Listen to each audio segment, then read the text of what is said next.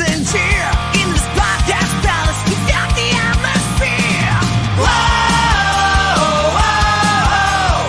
Bobo and Cramer, yeah, the stand of the last. Taking on the world, and they're never gonna stop.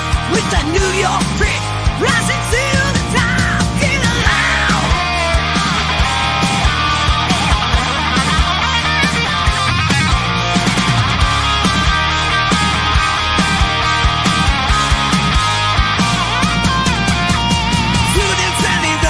Electric sound with every single word.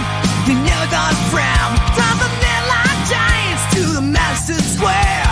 Bobo and Cramer, yeah, this man begin it out. Whoa, whoa, whoa. Bobo and Cramer, yeah, the stand up to last. Taking on the world, and they're never gonna stop. With that New York grit, they're rising to the top. Get alive. Where the legends play. Bobo and Cramer leading the way. Raise your glasses high, shout it out loud. In the bestie in the house, we're rocking the town. In the bestie in the house, we're rocking the town. In the bestie in the house, we're rocking the town. In the bestie in the house, we're rocking the town. And that's right, everybody. Welcome back once again to another edition of the Best Seat in the House podcast. As always, I'm your host, Rob Kramer, joined by my co-host, the great Daniel Bobo Carlin. And Dan, how you doing today, buddy? I'm doing good. I'm stoked. The Cyclones won the championship earlier this week, the South Atlantic League Championship. I was, of course, that happened on the road, but I saw it via the MLB, MLB.TV app. You can access the minor league game. Saw it happen. Celebrated. Congratulations. Big shout out to a couple of people I know at the Cyclones who I always see a lot when I'm at the games. Who love our show, Ricky V and King Henry. They watch our show, and gotta give a big shout out to those two. Absolutely. So the Cyclones end up coming through with the big championship. So shout out to them. That's the Mets High A affiliate over there in Brooklyn. So great job by them. They had a fantastic season and went out there and got it done. And another Met minor league team is trying to embark on the championship of their own. That's the AA Binghamton Rumble Ponies, who had one of the best minor league seasons that you can remember, at least in recent memory. And you got to remember, too, at the end of the year, that Rumble Ponies team lost a lot of its players, including a guy that started the other night for the New York Mets, Jonah Tong. So a lot of talent has left that. Carson Bench got promoted up to AAA. A bunch of their guys, Jet Williams and Ryan Clifford. So they had a bunch of guys go up to the AAA level, and they're still performing at a high level. So congratulations to the Binghamton Rumble Ponies for being in the championship series as well, right there in AA. Yeah. So it's showing up. It's winning. It's winning, starting from the bottom up. Exactly. It's like you started from the bottom, now you're here. Yeah, and that's what you got to do to get these players to get into that winning mindset. Is preach the winning from the bottom up. Exactly. And starting from the bottom is exactly what the New York Mets have been doing, following their 8-game losing streak that really put this season on the brink. I mean, the Mets were sitting pretty. They were 4.5 games up before all this nonsense started. And were pretty secure in their playoff spot, but that 8-game losing streak really put a damper on, an overall pretty good year for the Mets. Despite the fact that they've been incredibly inconsistent, they've pretty much been in a playoff spot the entire season. So we can't sit here and say that they've been terrible despite their record since June. But the Mets have continued to go out there and play well, and obviously, they got the Nationals this weekend. We'll get to that in a second. But, Dan, I think a big step in the right direction for the New York Mets was this week taking on the San Diego Padres, who's a team ahead of them in the standings. A lot of people didn't give them a chance. And, let's not forget this whole good vibes started on Sunday when Pete Alonso single-handedly ended the 8-game losing streak by hitting a walk-off 3-run home run against the Texas Rangers in a game the Met bullpen almost blew again.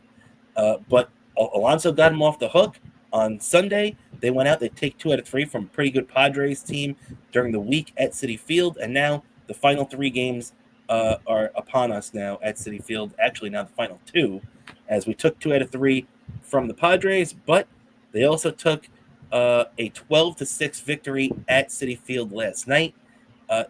Giant victory, Dan. The Mets were down 4-1 at one point in this game, thanks in large part to Jose Siri's just god awful inning. I don't know if I've seen a defensive inning that bad from one player who is supposedly top of the line defensive talent, and Jose Siri, who can't hit a lick. The guy stinks. Goes out there and botches 2 balls, a ball that hit him right in the mitt.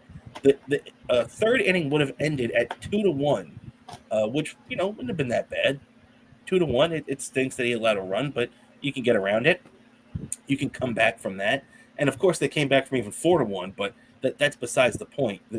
For Jose Siri to put this team in the hole like that was unacceptable, Dan.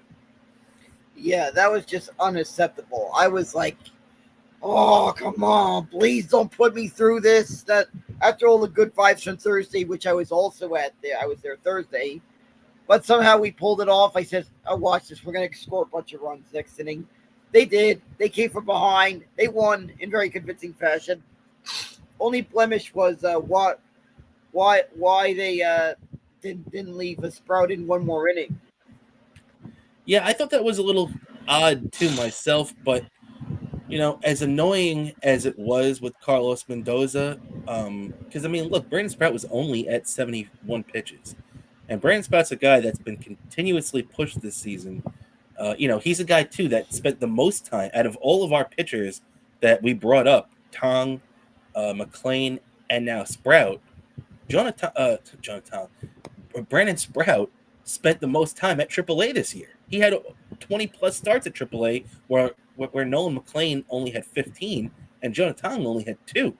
So Jonah Tong's already got double the amount of major league starts that he even had at AAA. But as for Brandon Sprout, yeah, that was a little surprising to me that Mendy came and yanked him. Mendy referred to it in the post-game press conference as aggressive. I might just call it a bit of a panic move, a little bit, if you ask me. But it ended up working out, even though he goes to Huascar Brazaban, and Brazaban goes out there and proceeds to make an 8-4 game, an 8-6 game before you could even blink your eye. If you went to the bathroom to take a leak for 2 minutes at Citi Field, you came back, you're saying to yourself, what the hell happened? How is it 8-6 already again? But that it happened just that quickly, and unfortunately, Brazaban made it a little tight there again, but the Mets were still able to hold on and hold off everything. But Daniel, I want to ask you this question, because the Mets seem infatuated with Huascar Brazaban, and as he's had his moments this year, both good and bad. But if you ask me, the Mets had the guy in the 9th inning last night that should take his spot, and if they're planning on keeping him around for a potential playoff run.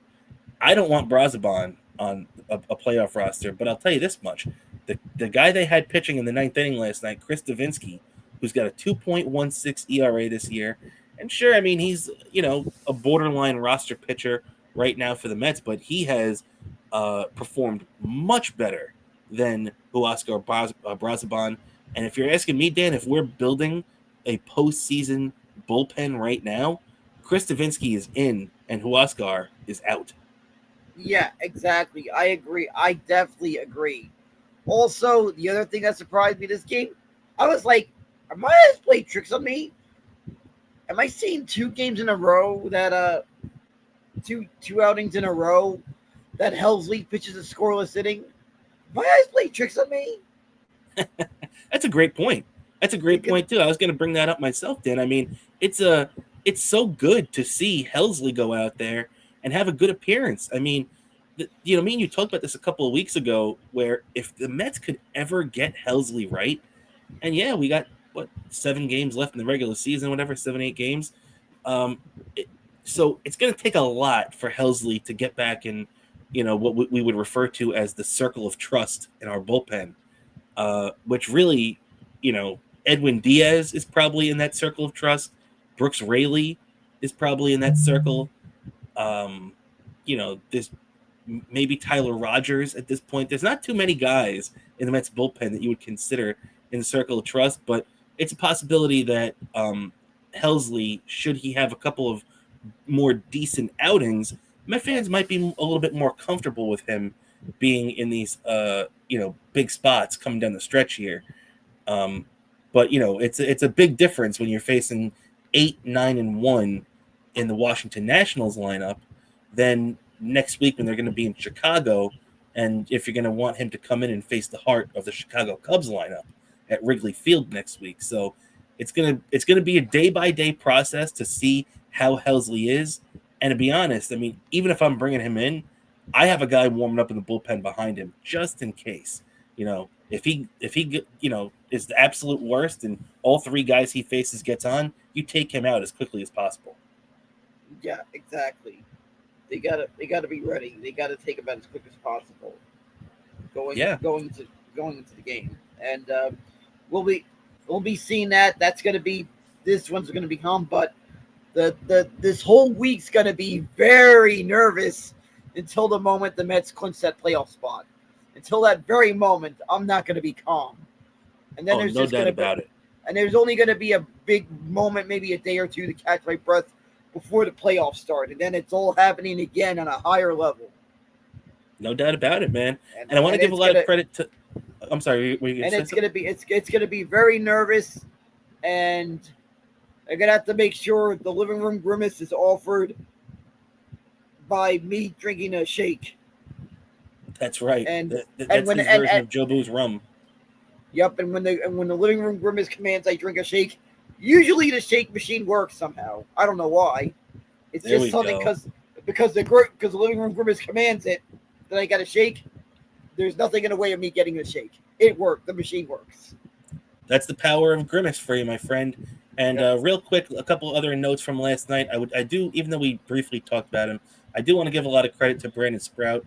I think he pitched pretty well last night. I think his defense betrayed him. Not only the defense of Jose Siri, but Brandon Sprout's own defense. Remember, he made that throwing error where he threw the ball past Pete Alonso. There was nothing Pete could do. If he stuck his arm out, the runner would have hit him in the arm and broke his arm, like a scene we saw about 30 years ago at Shea Stadium, where Cliff Floyd broke his arm at first place playing for the Montreal Expos back then in those days. So, that's definitely something that you have to keep an eye on. But I mean, Dan, it's definitely though good to see Brandon Sprout went out there, and even though he had that bad third inning, he went out and had a 1, 2, 3, fourth inning. He settled things down. He was able to get the Mets an extra inning, and help the bullpen out. And maybe if Carlos Mendoza, wasn't managing scared these days, Brandon Sprout would have gone out there and at least thrown the fifth too.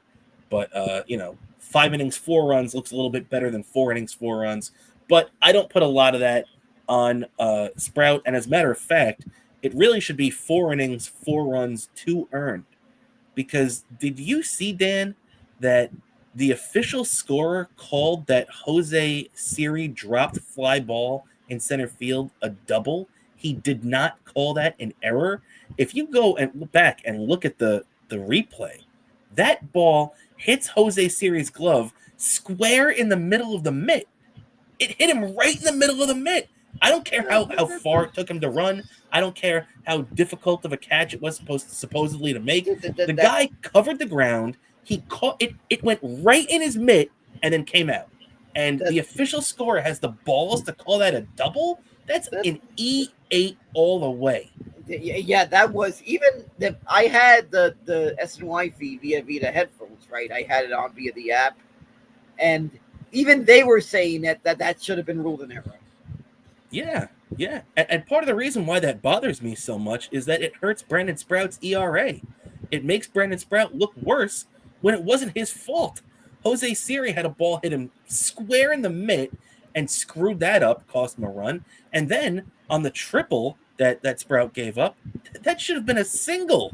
But Jose Siri took one of the worst routes I've ever seen an outfielder take, and that ball rolled all the way back to the warning track and let that kid get a triple when it should never have been anything close to that. Yeah, that just led to me yelling out a nice game, pretty boy. Yeah, that was about as bad as it gets.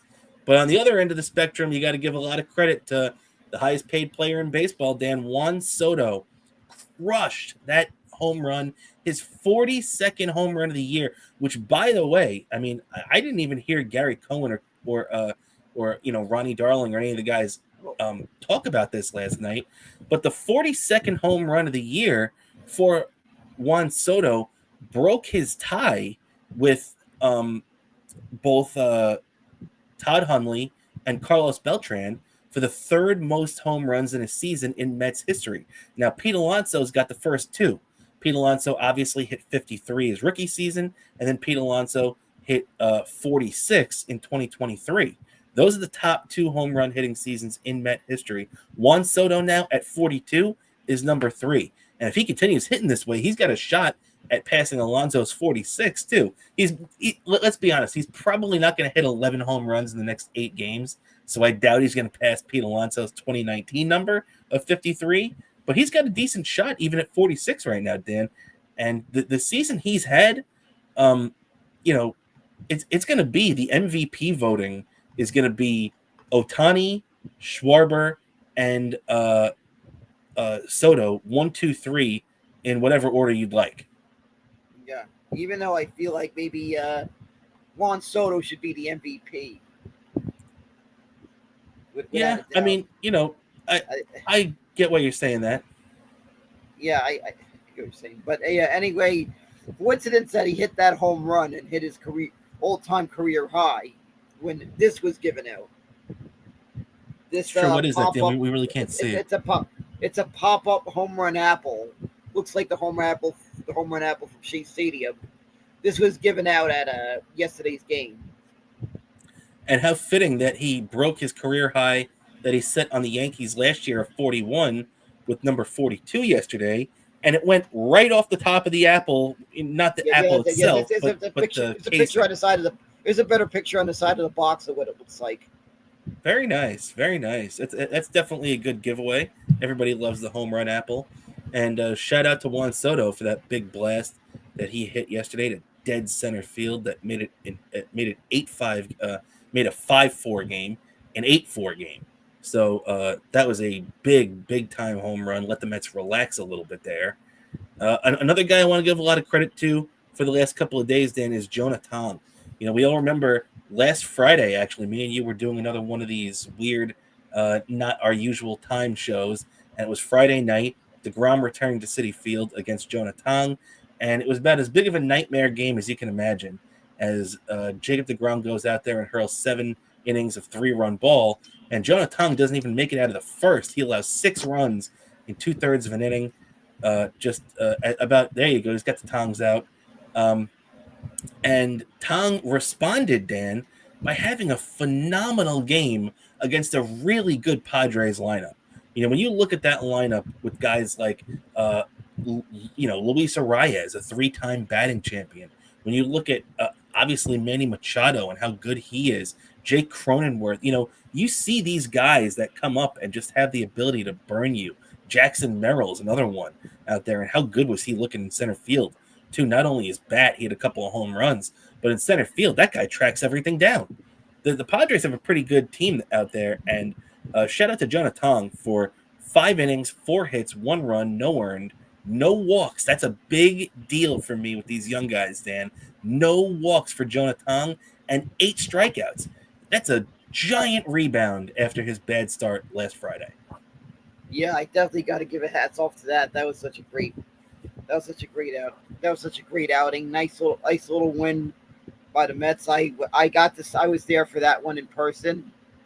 So that was a nice little win, and got to go home. Go into the evening a little bit more happier, celebrating before I watched the latest episode of Peacemaker that night. There you go, man. Yeah, and it's a big shout out to Jonah Tong. And now today, obviously, we got the big game going on at 4:00 Cade Cavalli, who's 3-1, going up against Nolan McLean, who has looked great, has not allowed a run at Citi Field in his 3 starts. So it'll be interesting to see how this one works out today at 4:10. That one's starting in just a couple of hours, actually exactly 3 hours from right now as we record this. But now tomorrow is going to be another one of these piggyback games, Dan. And what'd you think of the piggyback game they had the other day against the Padres, where Clay Holmes threw the first 4 innings and Sean Manaea threw the final 5? It went pretty well. I mean, they ended up getting the win. Manaea looked really good. Clay Holmes 4 innings, 2 runs, not that great. But Sean Manaea 5 innings, 1 run. That means if you put Sean Manaea's final 3 innings against the Phillies after manager Carlos Mendoza kind of yelled at him in the tunnel and woke him up a little bit, then if you combine the two, that means in Sean Manaea's last 2 appearances, he's thrown 8 innings and allowed 1 run. So, this might be the perfect time for Sean Manaea to finally have flipped that switch and be this guy that we remember from last year, Dan, Yeah, exactly. I honestly don't feel like maybe Sean Manaea should be the one starting and maybe Holmes be the one piggybacking, because I feel like Holmes more has experience working out of the bullpen. Yeah, I mean, that's definitely not a bad point. Luckily for the Mets, too, Sean Manaea does have some experience working out of the bullpen, too, for a couple of the other teams he's pitched for, like the Padres, the A's. So he's done it before, even the San Francisco Giants. But yeah, I mean, that's the good thing about the Mets, too, right now, with these 2 guys specifically, is that you can be very, very flexible with them and use them as you need to. So it'd be nice to see how those guys work out. And Dan, right now, so the Mets sit at 80-74. They have a 2-game lead over the Cincinnati Reds, who are 78-76 for the final wild card spot. Luckily, last night for the Mets too, because Cincinnati did win to maintain the chase of the Mets, but Arizona and San Francisco lost, so they both dropped to 3 and 4 games out of the wild card respectively. So the Mets really did help themselves last night by a win, distancing themselves a little bit from 2 of the 3 teams that are chasing them. But Cincinnati's right on their ass, so they got to keep it up, Dan. So we only have a 2-game lead now with 8 games to go. So my question to you, Dan, at 80-74, is how many wins will it take the Mets to make the playoffs? I feel like what do you think? I feel like it's going to take 6 wins. So you're saying 86 wins for the season, and then the Mets are locked in. Yeah. And I feel like Okay. they need to win every series from here on out. If they can do that, they'll be good. Yeah, I totally agree with you on that. And I think more than anything, the most crucial games, because look, the 3 in Chicago are going to be tough, but hopefully for the Mets, Chicago will have their postseason wrapped up by that point, so they won't really have anything to play for. And I know they clinched already, but there are certain scenarios like the best record in the National League, just certain things like that, home field. So let's hope everything is settled for the Cubs and nothing can be changed. That way, all they're trying to do is really line their pitching up. So maybe they won't be playing as hard as the Mets for those games, since they're going to be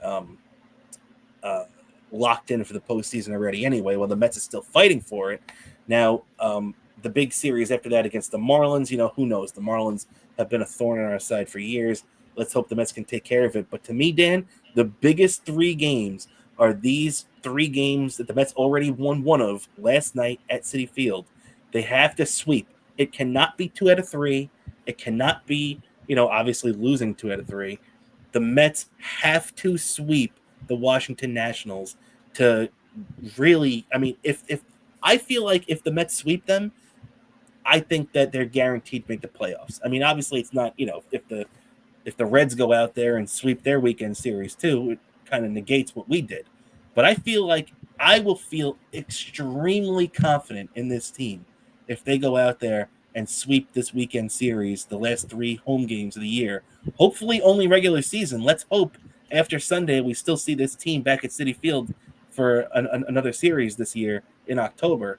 But to me, Dan, it is imperative they sweep the Nationals. Yeah, exactly. They have to, and hopefully they do. And I'll be keeping an eye out, watching every game, and I'll be there in the living room with the tomorrow I'm going to be at tomorrow's game, so I'll be there tomorrow. But the rest of the time I'll be watching, and hopefully, the next time I'll be at City Field after tomorrow will be the playoffs. That's right, Probably man.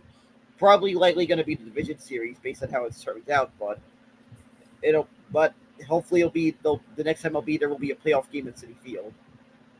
I'm No, with you. And there's probably going to be a watch party for the wild card round, knowing the Mets are probably going to do a watch party, and I'd yeah, probably most be there. likely. And I'd probably be there if there's a watch party. But yeah, man. So the other thing is too that now you have to remember that there's another guy in the rotation we have to worry about, and his name is David Peterson. David Peterson has really not had a good start in about a month, and this is a guy that from the end of May until the middle of August, he was the only guy that the Mets could rely on in that bullpen, in the starting rotation. And now David Peterson, it's a little worrisome when you look at him. He's into about 170 innings now. I think it's like a 167. And his career high in innings pitched coming into this year was 121. So he's almost 50 innings over his career high coming into this year. Dan, do you think that's playing a role in the bad form that we've been seeing from David Peterson lately? Because he does not look like the guy we've seen over the last year and a half right now. I just feel like maybe he went through a little dead arm period, and hopefully he's gotten through that, and he shook that off, and he's gonna. I have a feeling he's bound to have another big start. I've been thinking that too, but he got smacked the last time out. He got smacked against the Padres, and that's a lineup that he should be able to pitch pretty well against. Yeah. And it's just, I don't know, man. I don't know if I trust David Peterson right now. Would you think about doing one of those piggyback games with him? Yeah, I would, depending on how he fares the next start would be. I feel like his next start's going to be a lot of telling of where he is. Yeah. Otherwise there could be something of him piggybacking him with Senga, and I have. Well, see, that's the guy that I was thinking too with Kodai Senga, Dan. But I got to tell you, the Mets kind of, let it be known that they were not happy with how Kodai Senga looked in AAA. He had that first good start in AAA. I think he threw 5 innings and allowed 1 run. But in his second start, he threw 3 innings and allowed 6 runs. So Kodai did not look good in his most recent AAA start. And the AAA season, the minor league season, ends tomorrow. So for Kodai Senga, they said they want him to face live batters again in the minor leagues, but it's not going to be in a game because there's no games left after tomorrow.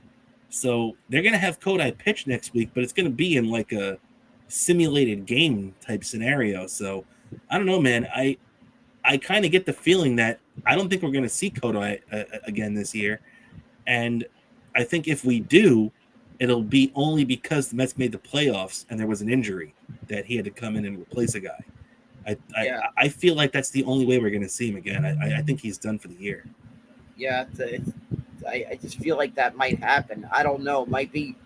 There might be one more thing where maybe he'll get a look and then we'll be telling where he is the rest of the year. Could be, and I feel like they should have done this earlier in the year, in September.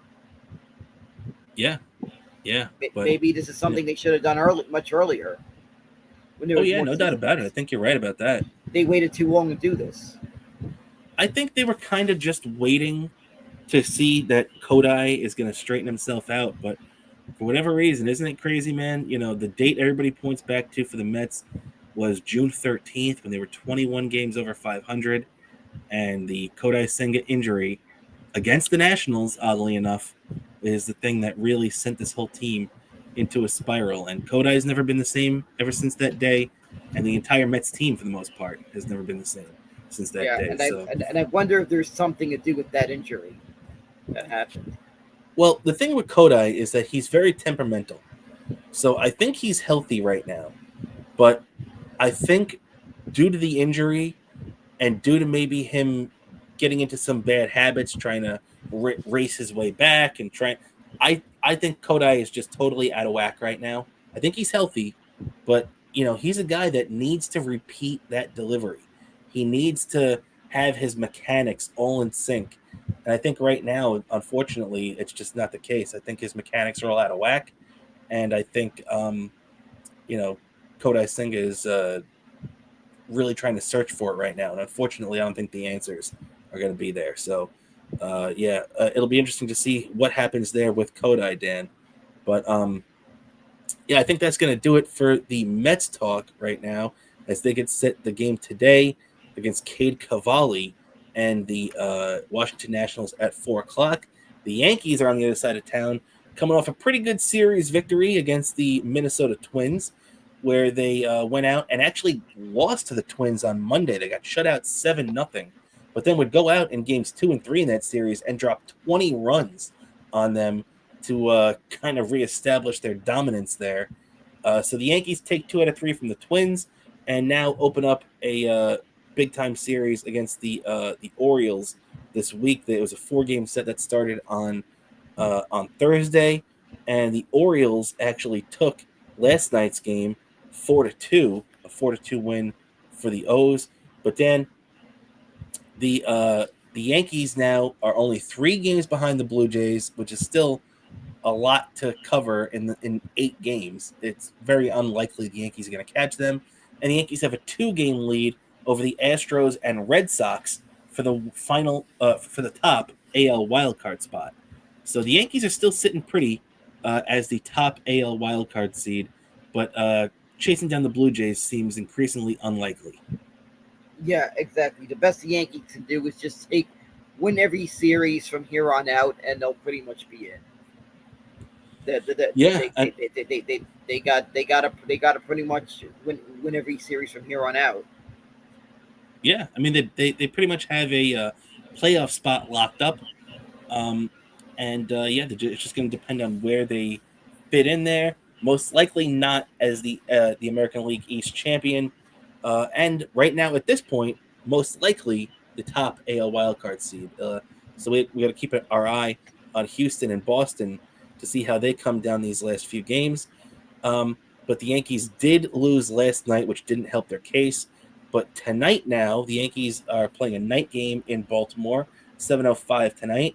And they're sending their big lefty, Carlos Rodon, to the hill, 16-9 with a 3.11 ERA, going against Tomoyuki Sugano, who's a guy who the Mets were actually talking about acquiring prior to the trade deadline. That didn't work out, so now he's starting tonight against the Yankees in Baltimore. He's had a decent year, too. 10-8, 4.39 ERA. This is a game, too, that when you look at these two starting pitchers, the Yankees should be able to beat up Sugano and put up some runs for Rodon tonight. Yeah, exactly. It's going to be they should be able to do that. They can't take any opponent from here on out lightly. Even though they're facing some weak opponents the rest of the way, they can't take them lightly. Got to beat up on those second division clubs. Yeah, you're right about that, and you're dead on too about facing these second division clubs right now, because obviously we all know the trouble Baltimore has had this year. Although, to be fair, in the second half of the season, Baltimore has been a much more viable opponent than they were in the first half. They really were buried in the second half, and they've pulled themselves back up to within 7 or 8 games of 500. So the Baltimore Orioles still are not a great team, but are better than they were earlier this year. However, the team the Yankees are about to play, and that's going to be welcoming into the Bronx starting on Tuesday for a 3-game set, is the Chicago White Sox. And we all know how bad the Chicago White Sox have been for not only this year, but last year as well. The Yankees will have a chance actually to deliver them their 100th loss of the year, as here we are on Saturday. The White Sox are currently sitting at 58-96. So, the only way that they avoid 100 losses this year after a record-breaking 121 last year would be if in their final few games this season that they're able to go 5-3 over the last 8 games, which seems unlikely. The Yankees will probably be able to take care of business against the White Sox, but that's another big thing, Dan. You have to beat up the Orioles and then continue it for the 3-game easy series it's supposed to have against the White Sox. Yeah, exactly. They got to continue that, and they can't take any opponent lightly because sometimes these second division clubs can be scary late in the Yeah, and season. I and a team that the Mets are fighting with right now, the San Diego Padres, who currently have a 3-game lead on the Mets for the second wild card seed. The Padres went out and lost last night to the White Sox 4-3 in Chicago. So, it just goes to show the Padres are a pretty good team. We've seen them earlier this week. We know the Padres can do damage. They swept us in San Diego last year. Earlier this year. So it just goes to show, just like you said, Dan, you can't take the White Sox lightly because they're not as bad as they are last year. If you give them the opportunity, they will beat you. yeah, exactly. They're just a team that's kind of a developing team, so you can't take them lightly. Yeah, no doubt about it, man. All right, that's going to do it for our Yankee talk, our baseball talk. Big game now for the Yankees tonight in Baltimore. We'll be recapping the game tonight and tomorrow, along with the Mets as well, tomorrow on our Patreon show. So make sure, if you're not already, subscribe to our Patreon, patreon.com/Best Seat in the House podcast. But Dan, let's get to some football talk now, as both of our teams had some, had tough losses. I mean, the Giants' loss was definitely a lot tougher. The Jets just got blown out. We'll start with the Giants, Dan. We won't go too deep into it just because we covered it at length on our Patreon show this past Sunday. However, the Giants did lose a heartbreaker to the Cowboys last week, 40-37 in overtime. This is a game the Giants could have had about 3 or 4 times down the stretch. There were multiple times in the final couple of minutes of the game and overtime that I thought the Giants were going to lock this one down and end their losing streak to the Cowboys. But the Cowboys pull this one out of their ass, get their 9th straight victory over the Giants, and just a big win for them, and a really, really tough loss for the Giants. Dan, what do you think about this one? Oh, this was a tough one. One of my coworkers is a Cowboys fan, so he was laughing at me after that the next day. So that one hurt, and I just feel like they had too many stupid penalties on defense. There was too many stupid penalties that cost us the game, and plus, also once again the offensive line failed, gave our quarterback Russell Wilson nothing in overtime in that first drive in overtime. It just wasted opportunities to seal a deal on this win. And I got to deal with another dumb loss to the Cowboys, which is annoying. They want to see it for once, beat them for once. After a while.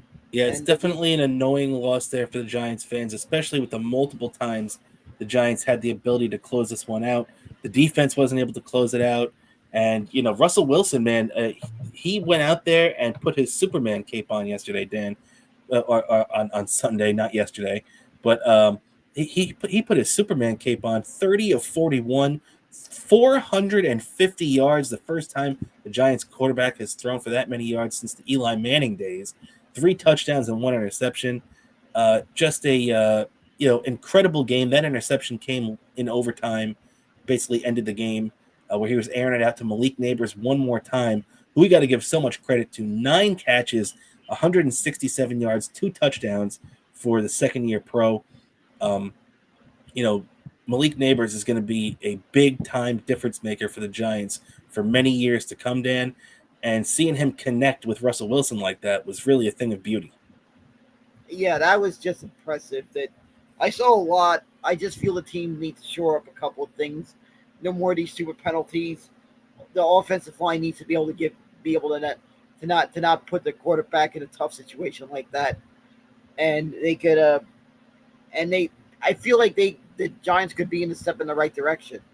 And what I hope the Giants have to get, by all means, have to get to at least to the point where they got close to making it to make progress toward next year. I feel like they got to continue that, and that next week's going to be a game that's going to be nervous and going to be a big telling of where the Giants are. And I can tell you, I feel like it'll be a big momentum swing if they can get this win. especially against a tough team like the Chiefs next week. Oh yeah, no doubt about it. And that's exactly what they need to do. Don't rush Jackson Dart in. I know after week 1, a lot of Giants fans were calling for Dart, trying to get him in there. And look, I understand the want to see your young talent. I understand the want to you know get that feeling again where you see where it's when you're kind of playing out the string, even though the Giants are only 0-2, they're not really doing that yet. But I'm sure a lot of Giant fans don't feel overly confident about this team at this point in the season.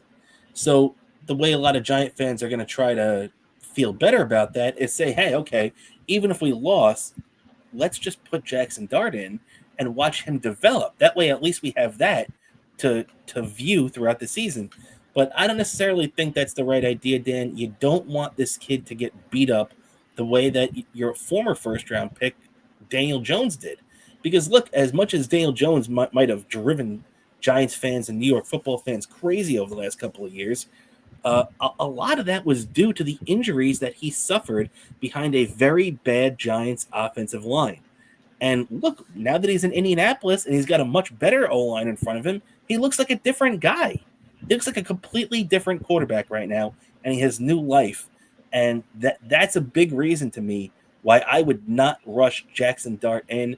I would use Russell Wilson. I would use Jameis Winston, who it's possible right now that the Giants are going to trade.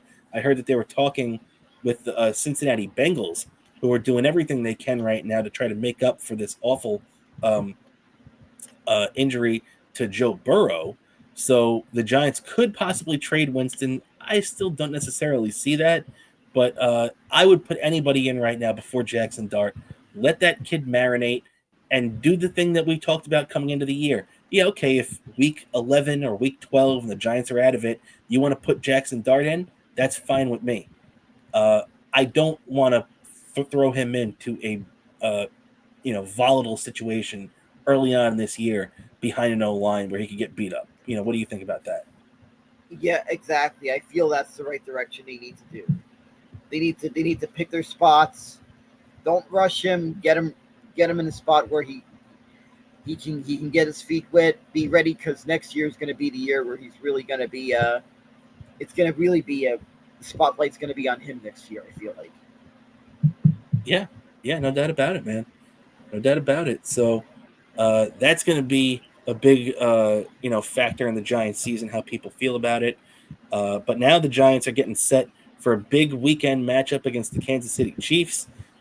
Kansas City Chiefs are 6-point favorites, which is kind of surprising. They have the Giants that close against the Chiefs, I guess because the Chiefs are currently 0-2 as well. For the first time since 2011, the Chiefs are 0-2. That was pre-Andy Reid, and that was, I believe, Patrick Mahomes' sophomore season at Texas Tech in college. So he was still a Red Raider back then. It's been a long time since the Kansas City Chiefs were 0-2, and that could be bad news for the Giants. What also could be bad news for the Giants is that their left tackle, Andrew Thomas, is still limited in practice. Apparently, he took a lot of reps on Wednesday, which was a good sign. Brian Daboll said he was going to give a big update on Friday as to Andrew Thomas. Never really gave us anything clear, but he is listed as questionable. So it's possible we see him and maybe that Giants offensive line gets a little bit of a help this week against a obviously really good Kansas City Chiefs team, despite their record. Yeah, that's exactly what could happen. So we'll see what happens there, and that's what's gonna be. That's what we're gonna see there with the Giants, unfortunately. But it's I just want to see the Giants put up a close game, not be an easy win for their opponent at least. At least I want to see that going into this game. That I want to see at least. But I would love to see them beat the Chiefs and do everything they can to make sure Travis Kelce does very little in this game. This way, I have to see very few shots of his fiance during the game. I want true. to see her on TV as little as possible during this game. Exactly. Hopefully, we see a lot less of her and a lot more of Jackson Dart on the sidelines, because maybe that means that it's a blowout and the Giants are going to be putting in their kid for a couple of reps, like they did actually the other day. I thought it was interesting. They had him in the goal, in the red zone, handing the ball off, getting his feet wet a little bit. What do you think about that, Dan? Yeah, that was pretty neat getting to see that a little bit. But I'm hoping eventually, if they when they get the chance, maybe a little leader stuff, get Jackson Dart a little bit where he has more gets a couple more passes. I feel like that's going to really be a good idea of what we got in Jackson Dart, because we can't really say much about something that we just saw him hand the ball off a bit. No, that's true, but I think that's why the Giants just wanted to get his feet wet. They didn't want him to start throwing the ball around. Didn't want to give him too much responsibility, so I thought that was pretty cool. All right, so let's round out there with the Giants. Let's take a look at the Jets now, Dan. As the Jets got blown out 30-10 by the Bills, looked like the Jets never even came out of the locker room. They were getting smacked around by the Bills. They were getting laughed at by the Bills. And the thing that really pisses me off, Dan, is that this is the type of shit that was supposed to stop when the Jets brought in the supposedly Bill Parcells-esque Aaron Glenn. Let me tell you guys something. Just because a guy played for Bill Parcells doesn't mean he's going to coach like Bill Parcells. And this is what I was worried about. This is why everybody was saying, I saw people saying, oh, well, the Jets are going to score a bunch of points. Even if the Jets aren't going to, beat the Bills, they'll at least score a bunch of points. Kind of like how the Giants did with the Cowboys. They'll at least make us proud. No, they didn't make us proud. This is exactly what I was worried about. I actually predicted the Jets were going to score 13 points in this game, and they even didn't do that. And the only touchdown they scored was in garbage time. And there was a lot of distressing things that I saw from our head coach, where the Jets are down 20-0 on a 4th and 3, and he kicks a field goal. What the hell is that? What does a field goal do when you're down 20-0 on a 4th and 3? Get the first down and try to score a touchdown. Also, on a 4th and 1 later in the game, he punted when the Jets were getting blown out. That is the type of bullshit that we have seen here since Rex Ryan left. What is wrong with these guys? Have you never watched a football game in your life? Aaron Glenn, when you were playing defense, did you just zone out on these type of situations? You're supposed to know 4th and 1 in a situation like that. Yeah, I get it. You're not going to do it every time there's a 4th and 1 throughout the season. You have to pick and choose your spots. But when you're getting blown out and you just want to try to get yourself back in the game, maybe you should go for it. And Aaron Glenn just, absolutely very, very much disappointed me. The defense got blown out again, which, by the way, every time Robert Saleh's defense got ripped, Robert Saleh got rightfully ripped for it. This guy, Aaron Glenn, I haven't heard one of these genius media guys, I haven't heard one of these people on TV or any even fans criticizing the fact that Aaron Glenn is a defensive guy that came in, was supposed to, make the defense better than it was last year at least, and he goes out there and shits the bed. So I'm not going to give any credit to Aaron Glenn for that. This was a bad game and a bad blemish on the record of the Jets' new head coach. Yeah, without a doubt, it was utter disaster the way this team played. They looked like, I looked at that game because I recorded it. They played disastrous. They looked like they had no life in them. The team looked just lifeless going into this game, and they just let the Bills just go stomp all over them, like Opie did with that cake. Yeah, you're right. The Jets got cake stomped by the Bills, and yeah, you're absolutely right. There was no fight back at all. They were just like that homeless guy that stood there and watched his cake get trampled upon, and that's exactly what happened to the New York Jets. It's a good point, man. And worse yet, the defense got absolutely shredded by the Bills rushing game, the Bills ran the ball right down the Jets' throat, which the Jets should be able to play well against, considering we've got one of the best nose tackles in football in Quinnen Williams. And the Jets defense, led by Quinnen Williams, came out and vowed, Dan. They vowed they'll never let a team run like that on them again. And let me tell you, Dan, do you know where to quote The Rock, right? Do you know what you could do with your vows about never letting a team run you like that again? You can shine it up real nice, turn that sumbitch sideways, and stick it straight up your candy ass. Because that doesn't mean shit to me. Show me. Go out and show me next week that the team that they're playing, we're going to talk about in a second, the Tampa Bay Buccaneers, aren't going to run the ball down your throat. Because guess what? They've got Bucky Irving, and they got that other kid whose name I can't remember right now. They got two pretty damn good running backs. So I want to see if this vow holds up next week. You know what I'm saying, Dan? Yeah, exactly.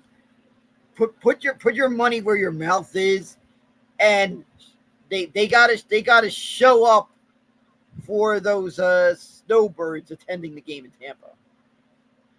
Yeah, no doubt about it. So definitely, let's hope the Jets can hold that vow up, but I don't expect them to. I expect them to let us down once again. And the other thing that pissed me off with Aaron Glenn is that it was the beginning of the fourth quarter. The Jets are getting blown out 30-3. And I'm sitting here saying to myself, and I didn't say it out loud, but I thought it. Why is Justin Fields still in the game? It's 30-3. You're risking injury to this guy, which I'm already not enamored with Justin Fields. He's one of these guys where it's like Jerry's girlfriend in that episode of Seinfeld where she looks really good in like brightly lit places, but in dark places she looks really bad. That's Justin Fields. Justin Fields can look like a supermodel one week, and Justin Fields could look like Yoko Ozuna the week after that. So it's really a Jekyll and Hyde scenario with him. But the fact is, he's the guy that you chose to be your starting quarterback, you being the New York Jets. And to not protect this guy just really blew my mind, because before I could even finish that thought on Sunday, Justin Fields comes out with a concussion, and he's ruled out now for week 3, another quarterback injury for the New York Jets. And Tyrod Taylor, once again, is thrown into starting duty for the Jets. I don't know. I see a lot of Jet fans saying that, Tyrod Taylor being the starting quarterback is not a bad thing. How could it not be? Tyrod Taylor is an average, maybe, probably below average quarterback at best. To sit here and say that you're happy that he's starting for the Jets just shows how stupid Jet fans are. Yeah, it looks like it's just going to be another disaster for the Jets. Might as well all of a sudden be hitting the tank button and tank the rest of the way, and maybe be in a situation where you're just going to be keeping a lot of eyes out on the draft. Yeah, that's definitely going to be a situation. I don't see the Jets. To me, the Jets are going to win between 4 and 6 games this year. So, believe me, they'll be in the mix for that, and they'll have a chance to really end their season next week, or actually tomorrow now, against the Tampa Bay Buccaneers and Baker Mayfield. The Jets are 0-2 going to Tampa Bay, who are 2-0. Tampa Bay 6.5-point favorites in that one. We'll do our picks in a couple of minutes as we end the show here. But the Jets just have to, do what the Giants did last week. Even if you don't win, make it interesting. Stay in the game. Make Tampa Bay sweat a little bit. And look, I know Tampa Bay is a really good team, but you don't want their former head coach Todd Bowles to shove it up your ass that much. Go out there and show that last week was a blip on the radar for this new head coach Aaron Glenn, and that he's going to go out there and make this team a viable NFL team. If obviously not a contender, but in the mix to at least play meaningful football past freaking Thanksgiving. Yeah, exactly. Yeah, so all right. I mean, that's going to do it with the Jets there now, as we're just about done. I do want to have our picks as So usually what we've been doing is picking Thursday night football, which obviously we can't do now because that was 2 days ago. But so what we're going to do is we're going to pick the Jets, we're going to pick the Giants, and we're going to pick Monday night football. And for us, Dan, let's see. Last week, Bobo went 2-1, and I went 0-3. I took a very hard 0-3 too. I lost by about a couple of points for at least being 2-1. Yep, you're probably in so much debt that you probably found the recruiter and you've ended up in the Squid Game. Well, let's hope. Let's just be happy that we didn't put any money on this game, because so far, if we were both putting money on the games, me and you'd both be in the Squid Games right now. Because so far this season, through 2 weeks, we both have taken an 0-3 weekend. We both have had a 2-1 weekend. So overall, we have the same record, 2-4 through this season so far. We'll keep our updates every week, but so far, me and you aren't exactly off and running on this betting. The point spreads have screwed us over a couple of times, to be fair. But all right, Dan, let's kick it off with your New York Football Giants, who go into Sunday Night Football against the Kansas City Chiefs, the defending AFC champions, the 3-time Super Bowl champion Kansas City Chiefs, taking it, well, under Patrick Mahomes at least. They do have 4 because they did win in 1970 as well. But so Kansas City Chiefs, New York Giants. Chiefs are 6-point favorites. Dan, who do you got on Sunday Night Football? I feel like the Giants are going to win this 17-10. You think the Giants defense is going to hold Patrick Mahomes and the Chiefs to 10 points? Wow. Yeah, I just have a feeling. I just have a feeling an upset's going to come, and I just feel like if there's anything that's going to pump the Giants to want to get out of this hole, 0-2 hole, it's the chance to put up a win against a team that seemed like is the toughest opponent of the year. All right. So the Giants. So Dan is taking the Giants +6. I, on the other hand, am taking the Kansas City Chiefs -6. So we are head-to-head on that game. I think the Chiefs get off the schneid. We'll see how that one goes. I really don't expect to see the Chiefs falling to 0-3. So for the Jets, the 1 o'clock game on Sunday, Jets are 0-2. Buccaneers are 2-0. Buccaneers are 6.5-point favorites in this one. Dan, who do you got in this game? I just have a feeling the Buccaneers are going to win this one 23-10. 23-10. So you got the Buccaneers covering as well. I'm with you on that. I don't think I have no faith in the Jets. I have no faith in Aaron Glenn. I have no faith in Darren Muji. I think they all stink. So I am with you. I'm taking the Buccaneers -6.5 as well. So me and you are in unison on that one. So you're taking the Giants +6. I'm taking the Kansas City Chiefs -6, and we're both taking the Tampa Bay Buccaneers against the Jets -6.5. As for the Monday night game, Dan, that's going to be the Detroit Lions at the Baltimore Ravens. And much to my surprise, the Baltimore Ravens are 4.5-point favorites against the Detroit Lions. What do you think in this one, Dan? Who are you taking?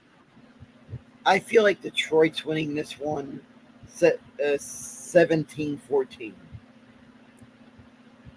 Okay, yeah, so you're taking a straight-up victory on that. I think I like the Ravens. I think the Ravens are okay, but I think Detroit is a better team. We saw what happened with the Ravens when they crumbled against the Bills in Week 1, lost that game 41-40, blew that big lead. Yeah, sure, they went out and dropped 41 on the Browns last week and got that victory, but that's a game the Ravens have to win. But definitely, man, I'm in agreement with you on this one. I'm taking the Lions as well, +4.5. So our picks for this weekend are: Bobo has the Giants +6. I have the Chiefs -6. We both have the Buccaneers -6.5, and we both have the Detroit Lions +4.5. So that's going to take us to the end of the show, Dan. That's about going to do it for us here today. Before we get out of here, do you have anything to plug for yourself? Sure, I got to plug my X account, Bobo103NYC. You can follow me on X. Also, Instagram, Bobo718DK for all your content. YouTube, one word, Daniel Curlin for all your Bobo content there on YouTube whenever I upload stuff. Remember, subscribe to our Patreon, get early access to that YouTube content, get 1 week early access. Also, don't forget to subscribe to our Patreon, get access to also Trackside Minute and our Patreon exclusive show where we mostly talk football during football season. You grab up the local football action. So definitely all that good stuff. Plus, you support the show. So definitely remember that definitely subscribe to our Patreon if you can. That's right. So make sure everybody to keep your eye out on our Patreon, patreon.com/best. Oh yeah, and one thing, it's only $5. Of course, of a round trip on a subway. Can't forget that. That's right. $5 a month. We appreciate everybody that has already signed up and helped us out already. So for my co-host, the great Daniel Bobo Curlin, I'm Rob Cramer. This is the Best Seat in the House podcast, everybody. And we'll catch you later.